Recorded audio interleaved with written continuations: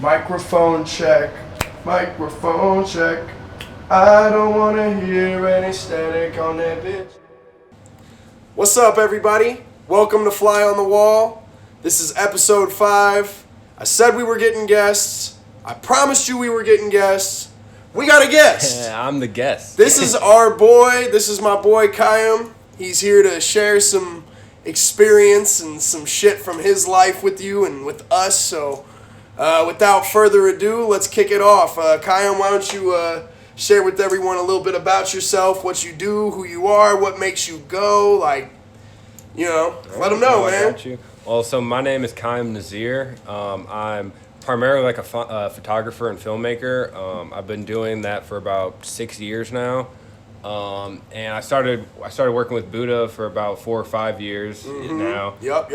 Back when it was the Fun Culture Collective. It was like, for me, I was still in high school at the time, and it was the first group of creatives that I could work with on a regular basis, and it grew my portfolio, grew my experience, and it ultimately played a huge role in me getting into the art school that I wanted to go to. Hell yeah.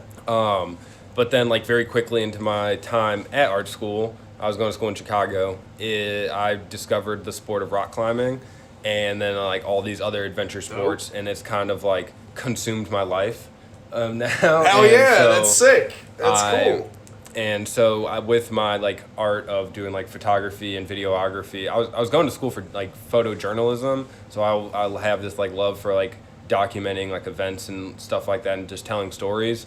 And so now I'm gearing up for the past year. I've been preparing for this till I've got a van, a 1988 Chevy G20, and I'm getting it converted so it's livable. I'm gonna live out of this van and basically just head west and document different communities. That's sick. And all types of documentaries basically, and photos of adventure sports, and just trying to meet as many people and tell as many stories as possible. That's dope as fuck. Yeah. Hell yeah. A renaissance man, you would say. Yeah, I just I definitely am one of those people that I jump from thing to thing very quickly.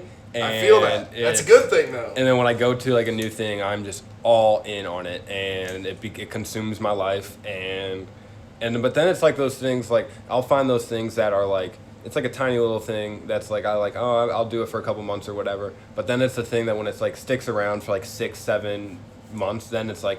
Then you're I love this shit. This yeah, shit. Fuck yeah. It's that's when you're this is a passion. And it says it turns out I really love adrenaline. I get that. I get that vibe. I like new things. I recently I got certified in scuba diving, so I'm gonna incorporate that when I'm on the road. And it was just I'd never scuba dived. I wouldn't necessarily call myself a strong swimmer. And they gave me they had me watch a 15-minute video, gave me 30 minutes of instruction in a pool. Yeah. And next thing I knew, literally an hour later, I was diving at 60 feet below the sea level, and I was just this is the coolest shit ever.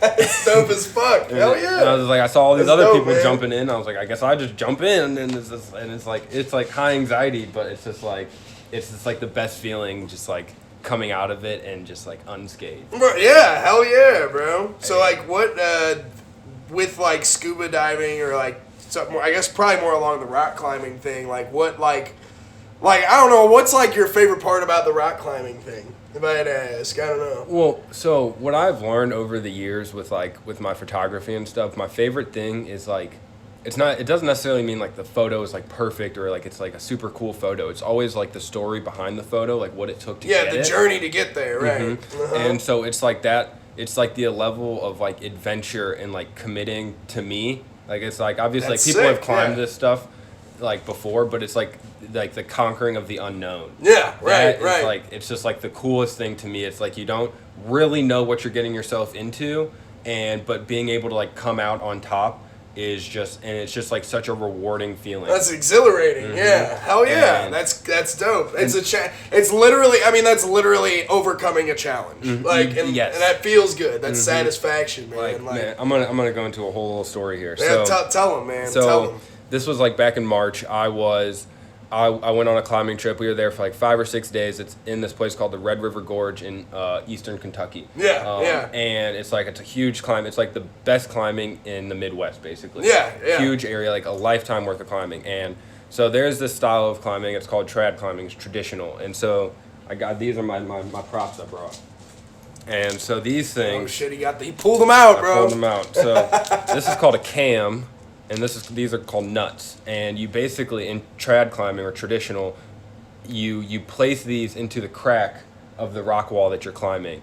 So then you put it into the crack, and then you clip your rope into these. And so if you were to fall, this is what catches you. That's just wild, or bro. like you put like 2 or 3 of these together and make like a nest of them. Yeah. These tiny little things are what like keep you safe, but they work. See, that's what's crazy to me is I would look at that and be like, wow, what the fuck? And it just works, right? That's dope. So on this trip, it was like gonna be me like getting like good practice in trad climbing, like placing the gear and all that stuff. Yeah. And so me and my buddy, we head up this route. It's like 200 feet or something like that, and it's like a corner system with the crack in the corner. Yeah. And so we get up to we've been climbing all day at this point, and we get like a rope length up, and we stop because that's how it works. You like climb like a rope length, and then you like stop and you do like a second rope length. Right? Yeah. Right. And so we get to the end of the first rope length, and it's like the sun is like starting to go down. Like it is dusk. It's like blue hour, right? Yeah. And we're like looking up, and like this is a route like I really wanted to do, and like I was like, okay, it looks like it goes on pretty far up after that. I don't really know where it ends, and I'm just like, fuck it. Like I'm just gonna go. Like it may be dark when we finish, but it's like it's okay. I gotta do it, right? And so like I'm leading, and so when you lead, you like place a piece, right? And you climb past that piece. Yeah. If the piece is here, you're gonna and you fall like twice the length of what you're above it. Woo! You know? And so like fuck that shit.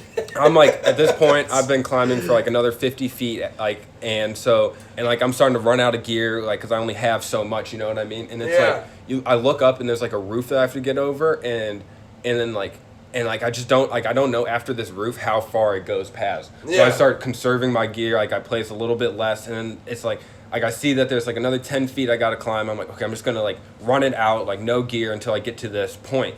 And it's just like it's one of those situations where I was like, it was the first time I actually ever had to deal with this, where it was just like, okay, I'm just like not gonna fall here, right? Because I really don't want to go through that, right? And I pull myself over, and it turned out there was only like another like 5 feet of climbing after that, and it was all totally fine, but it was just like but like going through that, like committing to meet what was the unknown, right? And then like doing it, and then like overcoming it, right? Exactly. Yeah, it's the coolest feeling to me in the world. Yeah, that's so dope, man. Yeah. Oh, I love that, man. See, I know this dude, so I love being able to hear shit like this and having him share this shit with you. Hopefully that fucking motivates you motherfuckers to go out there and climb some rocks. Yeah, it's the best sport ever, I tell you. I trust him, so y'all should too. Moving on to the next thing. We got to know you a little bit there. You know, you're a cinematographer, you're a fucking rock climbing connoisseur, yes. A man of the finer things. Chaim, a lot we talk about on this show is what I'm listening to, so I want to hear what are you listening to? What's the music that makes you move, that makes you that moves you and makes you want to just be yourself, you know, like. So I listen to a lot of different like genres and like styles of music you can say. I enjoy hip hop, but it's definitely not in my regular like repertoire. Right, yeah, that's fair. I mean, you know, that don't have to be your favorite. Yeah, like, yeah. You know? And I've always like stuck with like classic rock. Like, yep. I'm a big Deadhead, as like I look it. He does. He looks it. And the Chili Peppers, I would say, are probably my all-time favorite band. Like I've listened to them all my life. That was my first concert, was a Red Hot Chili Peppers really? concert. I have yet to see. I love concerts, and I've yet to see the Chili Peppers live. And I went in. Me. Oh, you gotta go. Yes. I went in 2008, and that was when I was like, that was my first concert I ever went to ever, and it was so sick. It was at I think it was at Enterprise. Oh, really? Yeah, it was sick as fuck. Like I remember like. Flea was doing like the bass solo on Californication or whatever, and he was fucking eating that shit. The greatest bassist ever, of like all time, in my opinion, and his, and should be yours. stage presence, just he has it all. He does. He has it all. Anyway, he's shredding. Dude in the crowd throws a toilet paper roll, and it bounces and it wraps around his bass guitar, and he's still just. It was crazy, bro. It was so cool. It was such a fun concert. But yeah, keep going though, man. My bad for interrupting. No, that was great. I loved hearing that. Hell yeah, it's a vibe. I don't know how I've never heard that. No, yeah, I mean, I'm surprised this is my first time telling you that story. But right now I'm listening to like a lot of like funky jazz, like psychedelia type of stuff. Oh yeah. So Wolfpack is a super sick band. They're multi-instrumentalists, like with a traditional jazz background. Right. And so like when they play live, they like all the members will like rotate like instruments. Like the lead guitarist will play drums or then go play piano, and they all rotate. They bring in in horns and stuff. Like you've got to watch it, Wop. That's theatrics. I love that shit. Yeah, I'm telling you, this is the craziest show I've ever seen. It's like I wasn't there personally, but it's like just seeing it even on YouTube is fucking cool. They play Madison Square Garden, and they have like horns that come in. They've got this guy that just like sings his heart out for like half the set. And it's such a good performance. Hell yeah. That's fucking sick. I love Wolfpack. I've only been listening to them for about a year now. But like I found them like halfway through 2022. Yeah. And by the end of the year they were at the top of my Spotify Wrapped. Dope. They were my number one artist. Damn. Yeah. Well, I know they sound familiar because I've heard that name before, but I gotta tap in. They are super sick. And then Kung Bin. Oh yeah. Kung Bin is tight as fuck. Like I've been listening to them for a minute now. Like before they got really big, before they started working. Well, they work with Leon Bridges a lot now, and so before they started, like before that, all that, and it's just that's for me. It's like the only band that I've found like before they were really big. And then like you watched them evolve into something big. Exactly. Oh, it's so much fun. On their most recent tour, they played like the Sydney Opera House, which is just like it's fucking huge. Incredible. Yeah, like, that's huge. Yeah. And like they've got a Tiny Death session now. Damn. And like now with like Leon Bridges, it's just like it's a 3-piece band, but with Leon Bridges, they're just like a power team. Yeah, they're like the Avengers. Fucking Power Rangers, just all coming together, man. Yeah. It's fucking tight. That's dope. And they're like they just like blend so many genres, like this Oriental like Asian sound with jazz, and then like they've got some that's like Latino music, and it's just like it's all so incredible. That's fucking dope. So cool. Like 10 out of 10 recommend. All right, y'all listen to the man Kung Bin. Kung Bin. Kung Bin. Yeah, it means airplane in Thai. That is cool as fuck. Yeah, and it sounds weird like. Yeah, it's a Thai name, but they're actually from Houston.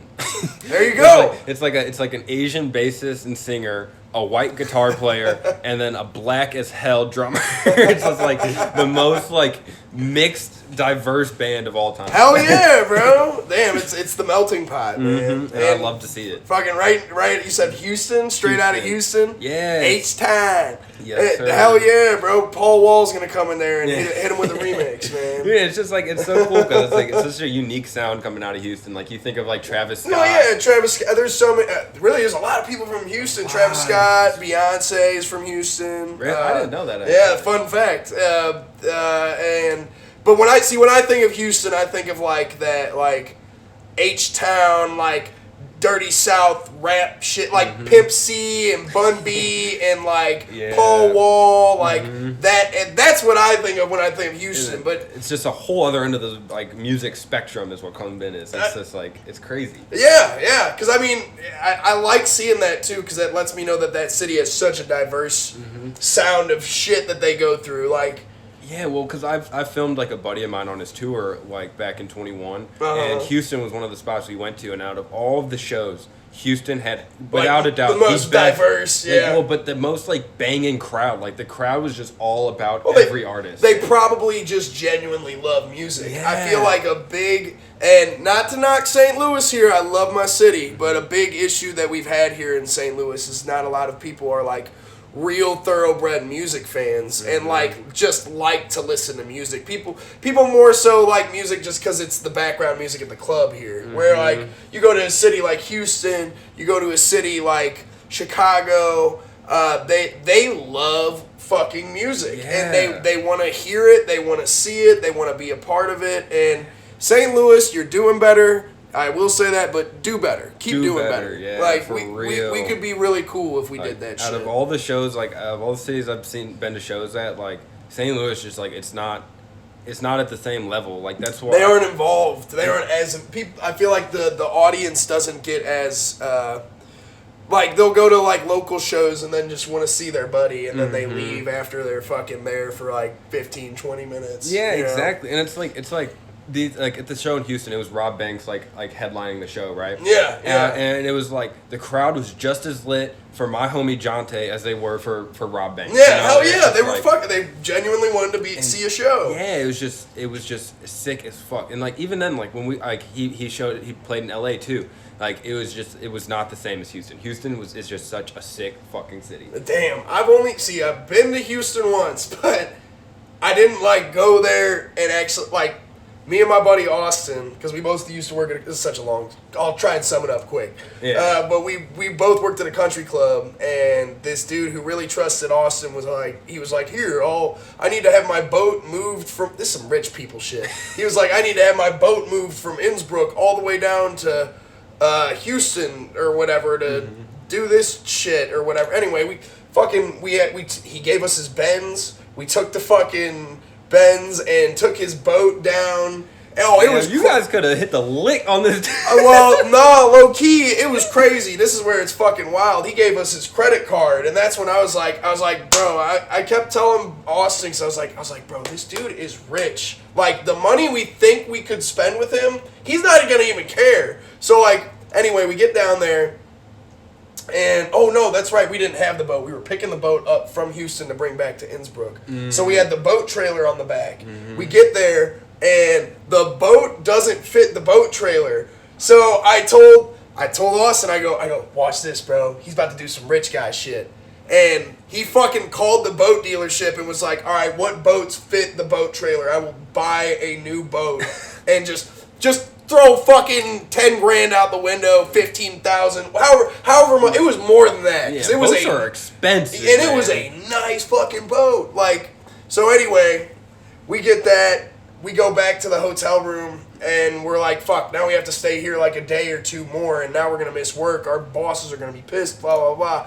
So we went out to eat, and that's why he gave us the credit card. He's like, you can eat and get gas on my credit card, and you know, whatever. So we go out to eat, and Austin's like, he's like, oh, I don't want to eat too much. I don't want to spend too much like money, you know. He's being nice. He's letting us have his credit card. In my head, my greedy ass, bro. I'm like, bro, this motherfucker is a multi-millionaire, bro. Yes. He and granted, he is a nice dude. I'm not gonna say his name because I'm not sharing people's names on here like that. But fucking, he's a super nice dude, and I know his job. I think he was like the CEO of merging companies, and so he was rich as fucking shit. And I told Austin, I said, bro, we are eating on his dime. I'm getting the most expensive fucking thing they have on the menu. And I got some surf and turf at this Mexican restaurant. And we got some, was it cocktail, I guess, isn't that with the like cold shrimp and all that shit. I had like 2 margaritas. I got fucked up, bro. Like, yeah, my ass would have been getting some nice ass wine and shit. Hell yeah. I was like, we're balling on his budget. But anyway, that was my one trip to Houston. There was a lot more bullshit that came with that trip, but that sounds like a good time to me, though, man. Hey, it's free food. I'll take it. That's good shit. But shit, let's move on to the next thing here before we hit our intermission. Yeah. I like to talk about what we watch, what I watch. Chaim, why don't you tell everybody what you've been watching? What movies, what TV shows? Okay. You know, just what have you been taking in? Yeah, so right now, like, this is like a side project of my whole big scheme, but I'm directing like a feature film. It's kind of ridiculous to say that that's a side project. That's a pretty big fucking side project. It's an entree project. And so this is like I've never really made a film. I've never made a short film or anything like that, but I've like always loved like cinematography and filmmaking. Hell yeah. And so I've been like going back and rewatching like a bunch of films. Like Slumdog Millionaire is like one that's really sticking with me, and I think I want to like take a lot of concepts from it because like the pacing of it's amazing. Like the small details, the soundtrack fits perfect. and and so like that's basically what I've been up to is just like watching movies to get inspiration from. Dope.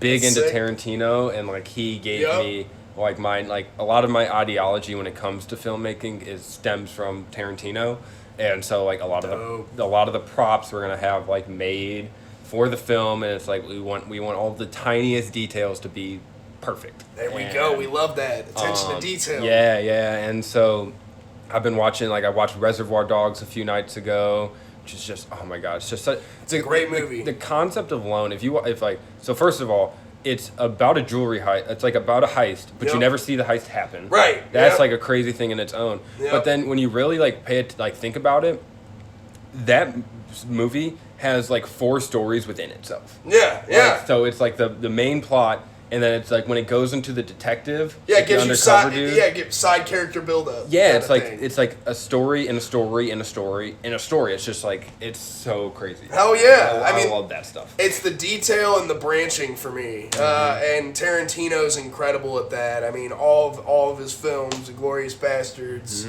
Django's probably my personal favorite.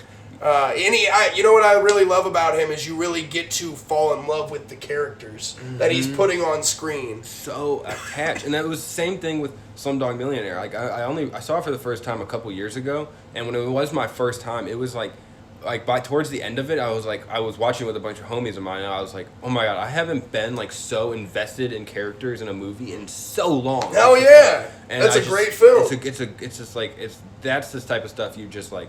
It's not even like a feel good movie. You just like you get so attached. Yeah. And it's just I want to figure out how they do it. I mean, you know, it's definitely the effort and attention to detail and stuff, and you know, they're just creative and they're driven to get their point across. And I feel like most directors, that's the great directors, they will go any length to get their point across. Like, Yep. and that's why it's cool too, is because every director has a different point to prove. You know, from the Christopher Nolans to the Martin Scorsese's to the Ari Aster's, they're all different, but they all aim for something. And they all do it in a different style, like a totally different style. Totally, like, you know, and totally. it's just like Tarantino, he doesn't really use CGI. No, Like, well, you know, now all of practical. Like, Django, Hateful Eight, and Inglourious Bastards, Once Upon a Time, all of those are shot on Super 8 film. Damn, that's fucking it's sick. Like not digital at all. That's very Tarantino of him to do. And it That's looked dope. like it's great. Like you watch like something like Bonnie and Clyde, and it's like shot on original film, and it's like it just doesn't look nearly as good. You know what I mean? Yeah, It's like, it looks like film, and it doesn't compare to digital. But the way that I don't know how he shoots on Super 8, and it makes it look like a fucking like RE like cinema camera that they use for like Netflix. Like I mean, he's just genius with his angles, genius with his takes. and no film school. Sets. No Yeah. film school. Like You don't need it. like his, don't. his first job was at like a porn theater. Yeah. Like, Sounds fitting. yeah, literally. Like, man's all about his feet. Hell yeah. about it. Oh my God. Better not be like Dan Schneider. Yeah, The Nickelodeon kinda guy. is honestly. Like, Whatever. all those Feet big- are feet. I swear to God, I've seen like all of those like directors who also like write their films. They are all crazy as fuck. Like, Yeah, they are. Well, I don't- there's a little bit of madness to the fucking, you know, the genius sometimes. I don't think you can like think of some of that stuff like Inglourious Bastards. I don't think you can think about that like without loving feet. Yeah, or just like just like without like being crazy. Like how do you like come up with some of this stuff and not be You're not wrong. A lot of I mean, even the goriness of the ideas he has with like some of this, like in Django, it's just some of the most crazy fucking scenes. Yeah, the GIMP scene in Pulp Fiction, like that's fucked up. Yeah, That's fucked up to think about. if you like feet, you better start directing movies. Yeah, you're gonna be successful at it. Hell yeah. You know, any TV shows you've been diving into? Anything else besides movies, or like that's been inspiring you? I guess. Well, yeah, when the 6th season of Better Call Saul came out, I didn't like rewatch it, but I watched that 6th season, and it's just top tier. It's like perfect ending to the Breaking Bad franchise. Closure. Except for actually, I did hear like rumors of like them doing another series. spin-off kind of thing. I think it's They it's could do supposed to it. be about like Gus Fring and his beginning. Oh, I'd be down for that. I'd If be it's Giancarlo Esposito, sign me up. Yeah, I love that dude. Yeah. Great actor. And so it's just like, and like it's like, Better Call Saul is just like it's slow at the beginning, like it's hard to get into, but it just progressively gets so much better. Like it's amazing. Breaking Bad or Better Call Saul? Which one?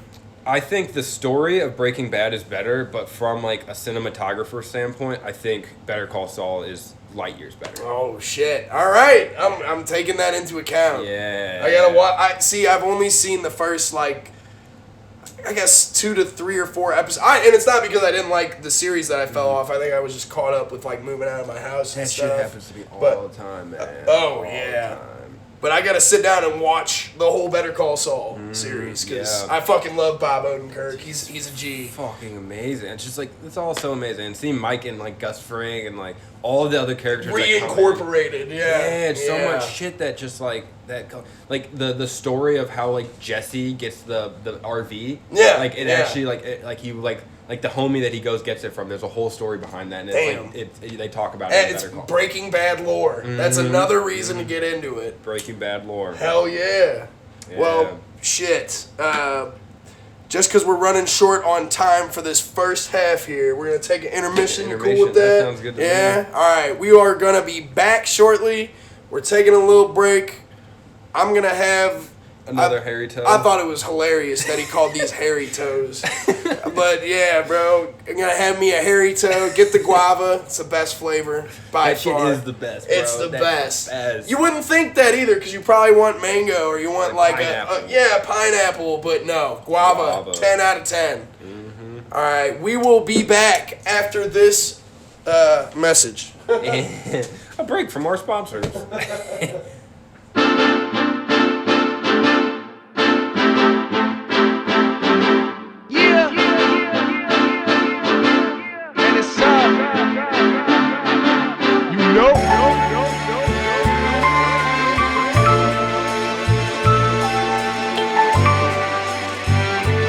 Remember, Buddha, don't forget me. You heard? Yeah. What they talking about?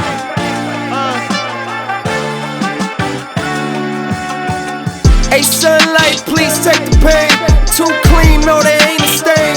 Got like rock white after Labor Day. No rules when I jump in, I make a say. Yeah. Hey, sunlight, please take the pain. Too clean, no, there ain't a stain. Got like rock white after Labor Day. What's poppin', y'all? We are back from our intermission, our hairy toes break. The guava was splendid, delicious. Yeah, I didn't have any, but I know it's good. Yeah, I mean, I ain't gonna lie, I only had one bottle, but I'll make sure. You know what? Next time for my next guest, I'm gonna make sure I have an extra drink. I feel like a piece of shit now. What you gotta do is you gotta hide it and be like, oh, hey bro, you want a hairy toe? And then they'll be like. And then you start like going back again. They're like, no. I gotta like reach down for my shoe and act like I'm about to take my shoe off. And here's my hairy toe, but now and then pull out a fucking Yarrito, bro. Yeah. Fire though. Amazing. But moving on with our next segment here, we got an overrated, underrated series. I wrote a bunch of random shit down on a piece of paper, bunch of pieces of paper. Chaim's gonna pull them out. He's gonna try and read my handwriting. My handwriting's horrible. But and he's gonna tell us overrated or underrated, or perfectly rated, whatever he wants to do. Rice. Okay. Well, I think in the United States, I think rice is heavily underrated. Oh, valid. Okay. Valid take. I went to Chicago and had like a bunch of like first generation Asian friends. Yeah. And I started eating rice at their place all the time, and now I like every meal has rice. Rice is fire. Rice is fucking I just don't understand why I grew up my whole life not having a rice cooker in my house. Damn. Like, why did I never have a rice cooker? You know, we need one over here too. So rice is underrated for you. Yeah, I think so. Rice is underrated. But then like in like Asia, obviously, it's like not. Yeah, right. But from our standpoint over here, I guess. But number or in 2. like South America, they be on that rice grind. Yeah, that's true. I mean, Spain likes rice too. I mean, they got Mexican rice. It says winter. I said Spain has Mexican rice. Hell no. Winter? Yeah, winter. Winter. Yeah. I fuck with winter. It's like, oh wait, overrated. You can give it a perfectly rated too. It's. I guess like in my world, my new world, I think winter. I think winter is going to be a big. I think it's underrated. Ooh. Like it's okay. like people. I agree. Yeah, here in St. Louis, like we hate winter though because it's so cold. It is. I love winter though. I'm a winter baby. So and I'd rather be cold because you can bundle up. When you're hot, you can only take off so many clothes before you're fucking naked. Bro. I was just telling someone that I said that exact same thing to someone yesterday. It's I true. swear it's so true.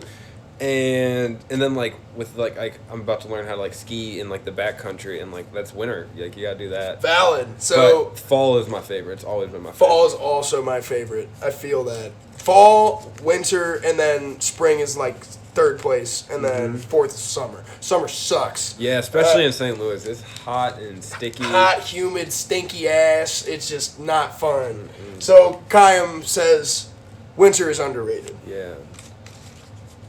Listen to him. He's right. Leonardo DiCaprio. Okay, well, I think DiCaprio is perfectly rated. I think, like, valid take. Okay, I think, like, I mean, he's great. I love DiCaprio, and like so many people love DiCaprio. He's just like such a great guy. And then I didn't realize that he did this in like 2015, but he made like a whole documentary with like Nat Geo. Oh yeah, and like talked about like climate change all over the world. And, oh yeah. I didn't know he was at the Paris Agreement. Like he spoke at the Paris Agreement. I had no idea. Oh damn, yeah. And like in front of like the UN, you know. I mean, Leo is one of those dudes. He's dope as fuck. But like, I don't like. I mean, I guess some people he's got this like. Oh, you know, he's like Titanic. There's like those people. But, like DiCaprio's tight. Nah, yeah, Leo. Everybody loves DiCaprio. Yeah, Leo's dope as fuck. I ain't gonna lie. Some of my favorite films he's the star in. That's for sure. He deserves the love he gets. So perfectly rated. Perfectly rated. Perfectly rated. Leo DiCaprio, valid as fuck. Stan Lee. Okay, I feel like most people he's underrated. Like I don't think most people recognize like Stan Lee is the person behind like all of these movies they're watching. All of them. And not even that, the comic books in general to me. I mean, the whole series of Marvel is incredible. Well, yeah, and if it wasn't for Stan Lee, like I don't think all these movies that people. Oh, we wouldn't have superhero movies in flux without Stan Lee, to be honest. Like they wouldn't be, or at least I don't think it would be as prevalent as it is. Oh yeah. He made, well, I mean him, Kevin Feige, and the whole MCU crew. They made those first 20 movies work incredibly well. Now it's just all of these iconic characters that people love, and they don't even know who's behind them, and that's why I think he's underrated. No, that's true. So underrated, Stan Lee. I agree. I'll stand with that. I love. Rest in peace, Stan Lee. We love Stan Lee, bro. Okay, I don't know what this says. Give it to me. I got you.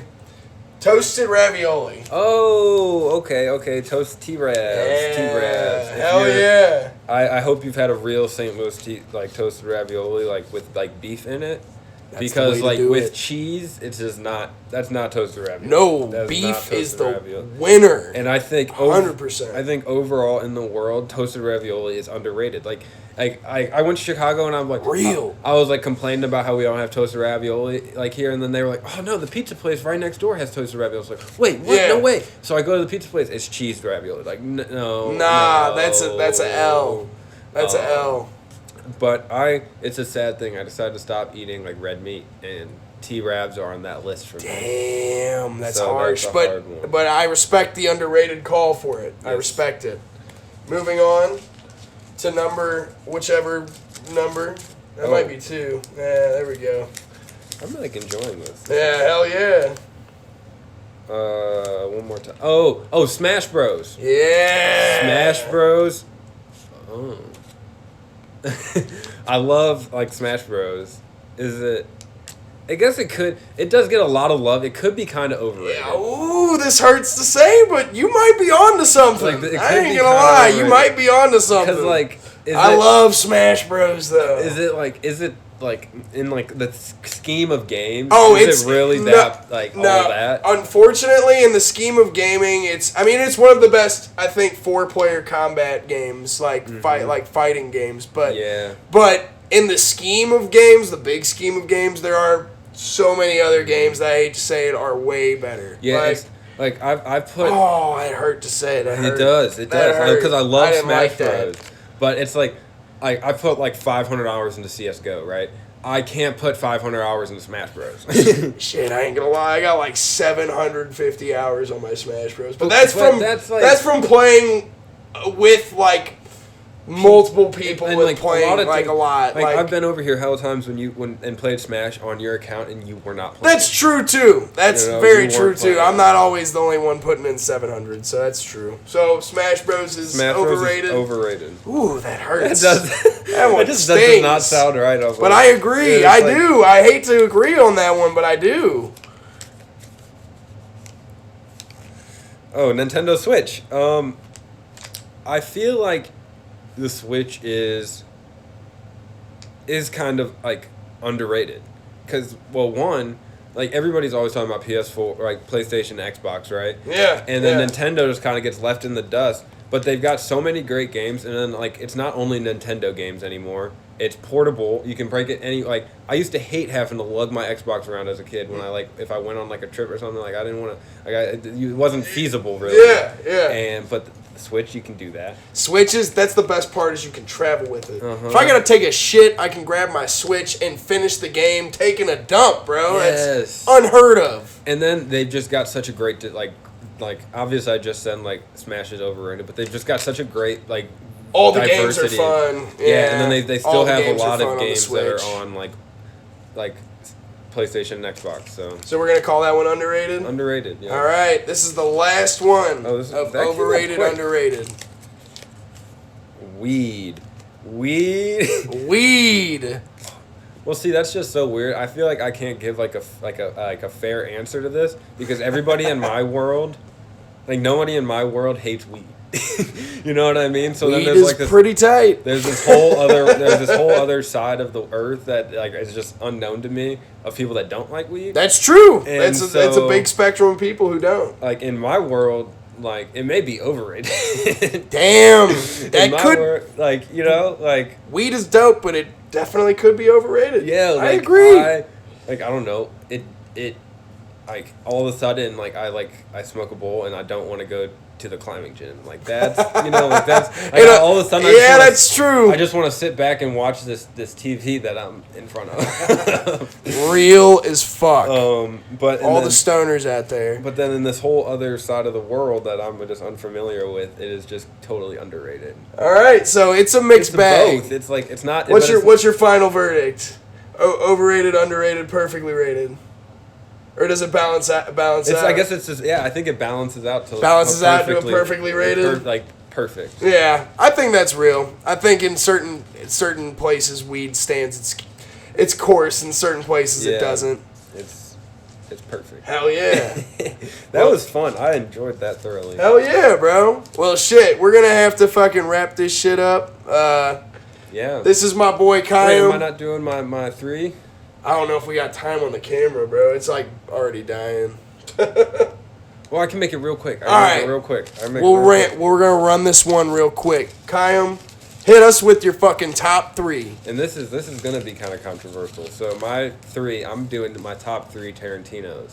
Number 3 is Pulp Fiction. Ooh. Number 3 is Pulp Fiction. His top 3 are all Tarantino films. And then number 2 is Inglourious Bastards. Okay, hell yeah. That's this amazing movie. It's just that is definitely peak. It's just it's in my top 3 too. It would be my number 1. It's just harder to watch like kind of casually. Yeah. And my number 1 is Reservoir Dogs. That's valid. All right, hell yeah. Keeping it with the old school. Yeah. Yeah. My least favorite is Once Upon a Time in Hollywood. Yeah, that's probably Not to say it's a bad movie. It's just my least favorite. I probably have. I like it, but out of all the Tarantino films, it's probably my least favorite Tarantino film. Yeah. I do have to agree. Because I actually Django's number one for me, though. That's just me. Yeah. I loved Christoph Waltz's performance in that.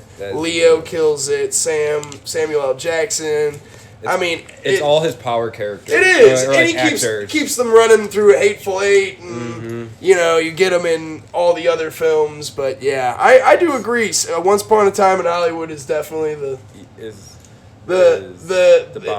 bottom of the barrel for it. But I did like it. I still thought it was a good movie. That means number 10 is just gonna be like he does that. He released Jackie Brown after Pulp Fiction because he knew it wasn't going to be very good. Yeah. Nearly as good. So yeah. This next one is going to be the bomb. The bomb. We are waiting on the number 10 from Quentin Tarantino. Yeah. Hell yeah, bro. Because Kill Bill is two Kill Bills are one movie. That's just to get that straight. Hell yeah. Yeah. Real. Right, real. That is one movie. It's been real fun. It has been real fun. I'm happy that the camera lived long enough to make it. We were having some technical issues with my camera, but we're good now. All good in the hood. We are all gravy. Anyway, this is Fly on the Wall, episode 5, I think, and our first guest, Chaim. Everyone. First of many. First of many. He will be back. That is for sure, too. I'm stoked to be back. Hell yeah. Well, Chaim, it was awesome having you on here, bro. Yes, sir. Real shit, always. Yes, sir. We will be back. Everyone, thank you for tuning in. Like, subscribe, do what you can. Follow me, stay up with us. Follow Chaim. He is a dope dude, and you want to see him climbing Yosemite, don't you? Like, that'd be fucking dope. So, tap in. Tight. Yeah, hell yeah. Tuco over here. Yeah. We are out. Fly on the wall. Deuces. Nothing but love. Stay up. Stay out the way. Yes, sir. Bow. Bing, bang, bow.